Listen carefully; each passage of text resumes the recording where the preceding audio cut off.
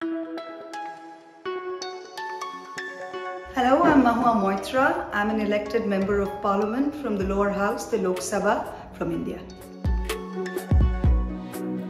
This is my second term as a parliamentarian, so I've finished a term of 5 years. This is my second. And before that, I was a member of the Legislative Assembly, which is the state parliament. I graduated in mathematics and economics from the United States and was working with a global investment bank at JP Morgan.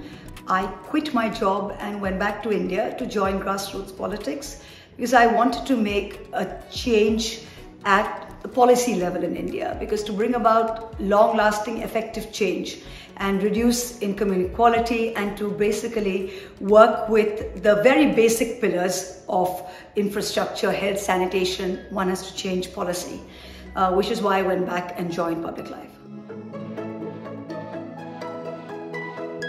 I represent a remote constituency bordering India and Bangladesh. I represent about 1.7 million people, 1.4 million of who are voters, are registered voters, and it's a primarily agrarian economy. 90% of the people there are in agriculture. India, unfortunately, is very low down on the index of women representation. It is lower than the global average, it's lower than the South Asian average, lower than the Asian average, and of course lower than even the African average. Our last Lok Sabha had 13% of women in parliament, which is abysmal. We had 78 women MPs out of 543. That number has now gone down in this current Lok Sabha to 74. So we've got 4 members less. So we have between 12 and 13% of women MPs in this Lok Sabha. But there is a light at the end of the tunnel. So regional parties such as mine have sent traditionally more women to the Lok Sabha. Last term, my party had got 37% women to the Lok Sabha. This time too, we have got 37% women, so 11 MPs out of 29 MPs are women from my party.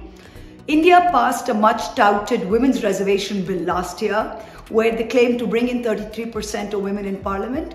Unfortunately, this is something that every party can do, even without being mandated to legislatively, but it's something that because of the ingrained patriarchy and the ingrained misogyny in politics in India, that this is something that not every party has done. It is something that is very easily done, as my party has displayed, and it is really a matter of shame that the Indian Parliament today, in the world's largest democracy, are unable to even reach the global average. The vibrancy of any democracy or the effectiveness of any democratic process is twofold. One is during an election, how fair is an election? Is an election democratic? But the other test of a democracy is in between elections, how democratic is a country.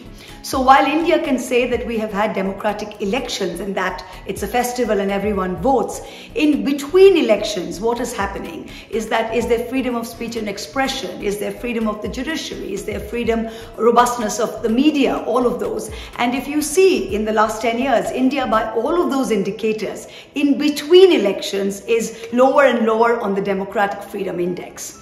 And that's something, again, that is very unfortunate. We have the freedom to express ourselves in Parliament, but what happens as a result of that is there is a complete witch hunt, as in my case, where you will have the government come after you with its full might, where they will attack you using investigative agencies, where they will run a witch hunt and a trial by government-controlled media, where there is absolutely no access to any kind of redressal mechanism.